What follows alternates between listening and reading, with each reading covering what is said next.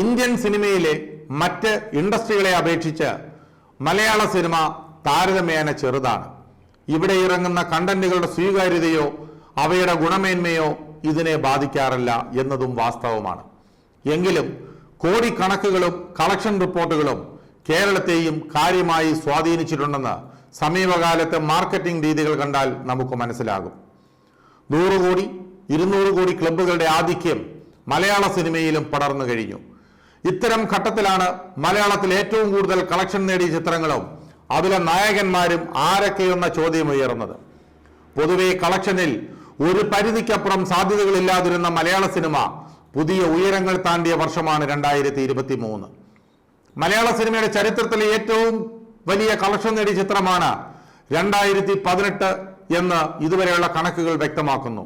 ഒരു multi star ചിത്രം എന്ന് പറയാമെങ്കിൽ കൂടി ഈ സിനിമയിൽ നായകവേഷം കൈകാര്യം ചെയ്ത ടൊവിനോ ഇതോടെ മലയാളത്തിലെ ഏറ്റവും വലിയ പണം വാരിപ്പടത്തിലെ നായകനുമായി.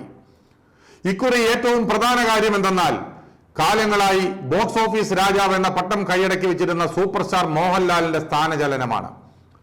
2018 കളക്ഷൻ റെക്കോർഡുകൾ ഭേദിച്ചതോടെ മോഹൻലാൽ പട്ടികയിൽ 2ാം സ്ഥാനത്തേക്ക് പിന്തള്ളപ്പെട്ടിരിക്കുകയാണ്. മോഹൻലാൽ ചിത്രമായ പുലിമുരുകനാണ് കളക്ഷൻ നേട്ടങ്ങളിൽ 2ാമതുള്ള ചിത്രം. ആദ്യമായി മലയാളത്തിൽ നിന്ന് 100 കോടി നേടിയെന്ന റെക്കോർഡുള്ള പുലിമുരുകന് കേരള ബോക്സ് ഓഫീസിൽ മാത്രമായി നേടാനായത് 85.15 കോടി രൂപയാണ്. 150 കോടി ആഗോള കളക്ഷൻ നേടിയാണ് ചിത്രത്തിന്റെ നിർമ്മാതാക്കൾ അവകാശപ്പെടുന്നത്. ബാഹുബലി 2 പ്രഭാസ് കേരളത്തിലെ കളക്ഷൻ റെക്കോർഡുകളിലും തന്റെ മുദ്ര പതിപ്പിച്ചു. യാഷും പട്ടികയിൽ ഇടം നേടി.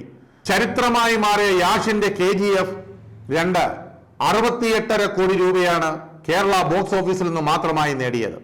തൊട്ടു പിന്നിലുള്ള ലൂസിഫർ ആകെ 66.10 കോടി രൂപയാണ് കേരള ബോക്സ് ഓഫീസിൽ നിന്ന് നേടിയത്.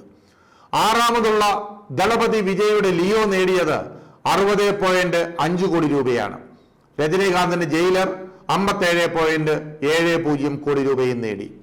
കളക്ഷൻ റെക്കോർഡുകളിൽ മെഗാസ്റ്റാർ മമ്മൂട്ടിയാകട്ടെ കേരള ബോക്സ് ഓഫീസ് കളക്ഷനിൽ 10ാമതാണ്. മമ്മൂട്ടിയുടെ ഭീഷ്മപർവം 47.75 കോടി നേടിയപ്പോൾ പട്ടികയിൽ ഇടം നേടാൻ പോലും ദുൽഖറിനായില്ല. എന്നാൽ യുവതാരങ്ങൾ അണിനിരുന്ന RDX 8ാം സ്ഥാനത്തെത്തി.